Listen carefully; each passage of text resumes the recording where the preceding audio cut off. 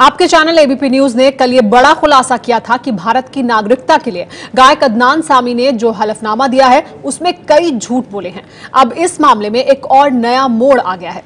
ये पता चला है कि कांग्रेस के महासचिव दिग्विजय सिंह ने भी अदनान सामी की नागरिकता के लिए सिफारिश की थी। खुद दिग्विजय सिंह ने एबीपी न्यूज से बातचीत में ये बात मानी है, लेकिन उनका कहना यह भी है कि उनके अलावा और जिन जिन लोगों ने अदनान सामी के लिए पैरवी की थी उनके नाम भी उजागर होने चाहिए। तो दिग्विजय सिंह ने एबीपी न्यूज से बातचीत में इस बात को तो स्वीकार कर लिया है कि उन्होंने भी सिफारिश की थी अदनान सामी को भारतीय नागरिकता मिल जाए इसके लिए, लेकिन ये मांग भी की है कि फिर सभी लोगों के नाम उजागर किए जाएं। हमारे साथ खुद दिग्विजय सिंह जी हैं, उनसे पूछते हैं। दिग्विजय सिंह जी, क्या ये बात सही है कि आपने लिखित तौर पर अदनान सामी को भारतीय नागरिकता देने की पैरवी की है?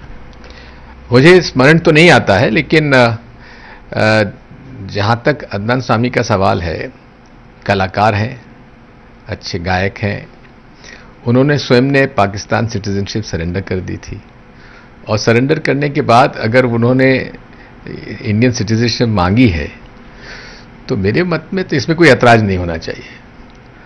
और अगर मैंने की है तो ठीक है, उनके आवेदन पर जिन जिन लोगों ने सिफारिश की है उन सबके नाम उजागर होने चाहिए।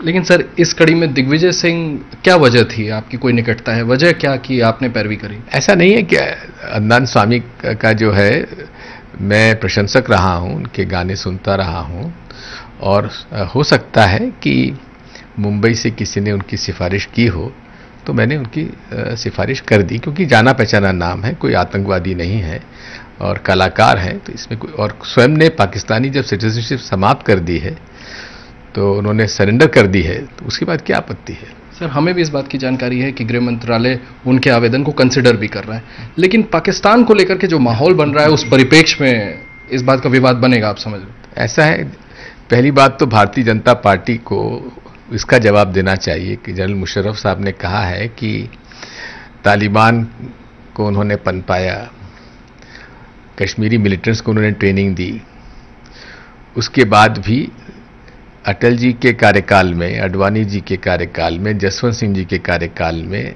जनरल मुशर्रफ साहब यहाँ आए, उन्हें उनके लिए मेहमान नवाजी भी की गई।